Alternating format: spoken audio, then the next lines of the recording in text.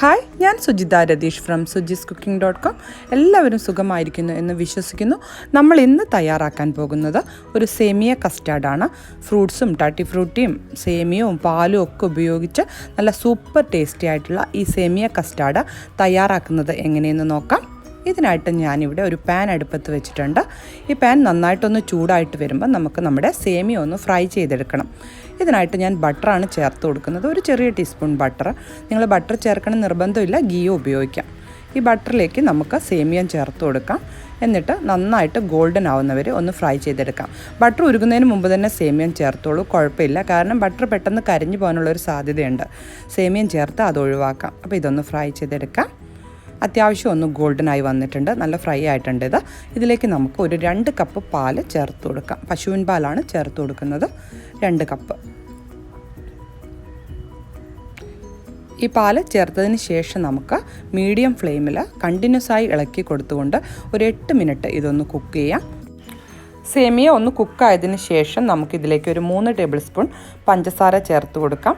ആദ്യമേ ഒരുപാട് ചേർക്കേണ്ട, 3 ടേബിൾ സ്പൂൺ ചേർത്താൽ മതി. ഫൈനലി നിങ്ങൾക്ക് ഇതിൽ മധുരം പാകമല്ല എന്ന് തോന്നുകയാണെങ്കിൽ 1 ടേബിൾ സ്പൂണും കൂടി ചേർത്തോളൂ. എനിക്ക് 3 ടേബിൾ സ്പൂൺ മധുരം സഫീഷ്യൻ്റ് ആയിരുന്നു. അപ്പോൾ ഇതൊന്നുകൂടി ഇളക്കി കൊടുക്കാം. പഞ്ചസാര നന്നായിട്ടൊന്ന് അലിഞ്ഞ് സേമിയ ഒന്നുകൂടി ഒന്ന് കുക്കാവട്ടെ. സേമിയ നല്ലപോലെ കുക്കായിട്ടുണ്ട്. ഇനി ഇതിലേക്ക് നമുക്ക് നമ്മുടെ കസ്റ്റാർഡ് സ്ലറി ചേർത്ത് കൊടുക്കാം. ഇവിടെ ഞാൻ ഇതിനായിട്ട് 1 ടേബിൾ സ്പൂൺ കസ്റ്റാർഡ് പൗഡർ എടുത്തിട്ടുണ്ട്. ഇതിലേക്ക് നമുക്ക് 1/4 കപ്പ് തിളപ്പിച്ചാറിയ പാല് ചേർത്ത് കൊടുക്കാം.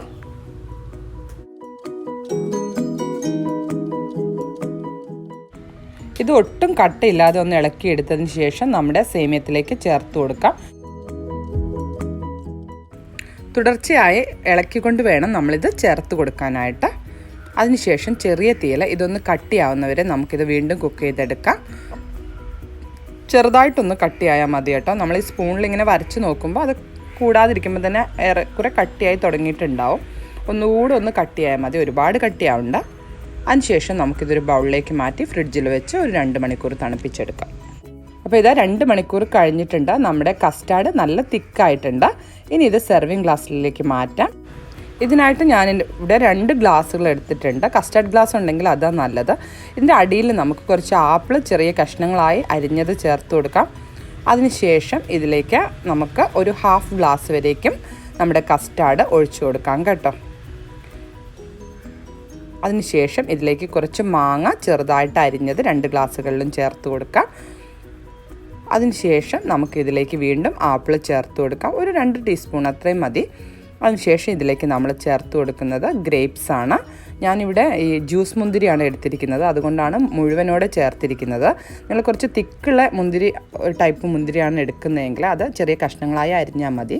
അതിനുശേഷം കുറച്ച് പോമിഗ്രാനൈറ്റ് സീഡ്സ് ചേർത്ത് കൊടുക്കാം. 2 ഒരു ക്രഞ്ച്, നമ്മുടെ കസ്റ്റാർഡിന് ഒരു ക്രഞ്ച് കിട്ടാൻ ഈ പോമിഗ്രാനൈറ്റ് സഹായിക്കും. ഇനി ഇതിൻ്റെ മേലെ വീണ്ടും നമുക്കൊരു ലെയർ കസ്റ്റാർഡ് കൂടി ഒഴിച്ചു കൊടുക്കാം. അതിനുശേഷം ഇത് ഗാർണിഷ് ചെയ്യാനായിട്ട് വീണ്ടും കുറച്ച് ടട്ടി ഫ്രൂട്ടി, ഞാനിവിടെ ചുവപ്പും പച്ചയാണ് എടുത്തിട്ടുള്ളത്, ടട്ടി ഫ്രൂട്ടി ചേർത്ത് കൊടുക്കാം. ബദാമോ പിസ്തയോ ഒക്കെ വേണമെങ്കിൽ ചേർക്കാം, ഡേറ്റ്സ് ചേർക്കാം, ഒക്കെ നിങ്ങളുടെ ഒരു ചോയ്സ്. അതുപോലെ ഫ്രൂട്ട്സും നിങ്ങൾക്ക് ഇഷ്ടമുള്ള ഫ്രൂട്ട്സ് യൂസ് ചെയ്യാം. അതിനുശേഷം ഒരു ബ്ലാക്ക് മുന്തിരി, ഒരു കഷ്ണം മാമ്പഴവും വെച്ച് നമുക്കിതൊന്ന് ഗാർണിഷ് ചെയ്യാം. അതിൻ്റെ മേലെ ഞാൻ കുറച്ച് പോമിഗ്രാനൈറ്റ് സീഡ്സും സ്പ്രെഡ് ചെയ്തിട്ടുണ്ട് കേട്ടോ. ഇതിന് പകരം ചെറി ഉപയോഗിക്കാം, എന്ത് വേണേലും ഉപയോഗിക്കാം. പിന്നെ ഇതിൻ്റെ ബോട്ടമായിട്ട് നിങ്ങൾക്ക് കസ്കസോ അല്ലെങ്കിൽ സാൾട്ടഡ് പീനട്ട് ക്രഷ് ചെയ്തതോ ഒക്കെ ചേർക്കാം. എൻ്റെ കയ്യിൽ കസ്കസും സാൾട്ടഡ് പീനട്ടും ഇല്ലാത്തത് കൊണ്ടാണ് ഞാൻ ആപ്പിൾ ചേർത്ത് കൊടുത്തത്. അതൊക്കെ ഒരു എക്സ്ട്രാ ക്രഞ്ച് തരും. പീനട്ടൊക്കെ നല്ല ടേസ്റ്റാണ് കസ്റ്റാർഡിൽ പീനട്ട് ഇടുമ്പോൾ. അപ്പോൾ നിങ്ങളുടെ ഒരു ചോയ്സിനനുസരിച്ച് ഫ്രൂട്ട്സോ ഡെക്കറേഷനോ ഒക്കെ നിങ്ങൾക്ക് ചൂസ് ചെയ്യാം. എൻ്റെ കയ്യിലുള്ള അവൈലബിളായ സാധനങ്ങൾ വെച്ചാണ് ഞാൻ ചെയ്തിരിക്കുന്നത്. എപ്പോഴും മാങ്ങ ചേർക്കുമ്പോൾ ഒരു പ്രത്യേക ടേസ്റ്റാണ്. ഇപ്പം മാംഗോ ഓഫ് സീസണാണ്, അതുകൊണ്ട് വലിയ മധുരമുള്ള മാങ്ങ അല്ല എനിക്ക് കിട്ടിയത്. അപ്പോൾ തീർച്ചയായിട്ടും എല്ലാവരും ട്രൈ ചെയ്ത് നോക്കണം, നിങ്ങൾക്ക് ഇഷ്ടപ്പെടും. എസ്പെഷ്യലി വേനൽ ചൂടിലൊക്കെ നമ്മുടെ മനസ്സും ശരീരവും കുളിർപ്പിക്കാൻ പറ്റിയ ഒരു നല്ല സ്വീറ്റാണിത്. അപ്പോൾ എല്ലാവരും ട്രൈ ചെയ്ത് നോക്കുക, നിങ്ങൾക്ക് തീർച്ചയായും ഇഷ്ടപ്പെടും. വീണ്ടും അടുത്ത ഒരു നല്ല റെസിപ്പി ആയിട്ട് കാണുന്നവരേക്കും ബൈ ബൈ. എൻ്റെ ചാനൽ വീഡിയോസ് ഇഷ്ടപ്പെടുകയാണെങ്കിൽ എൻ്റെ ചാനൽ സബ്സ്ക്രൈബ് ചെയ്യാനും ഷെയർ ചെയ്യാനും മറക്കരുത് കേട്ടോ.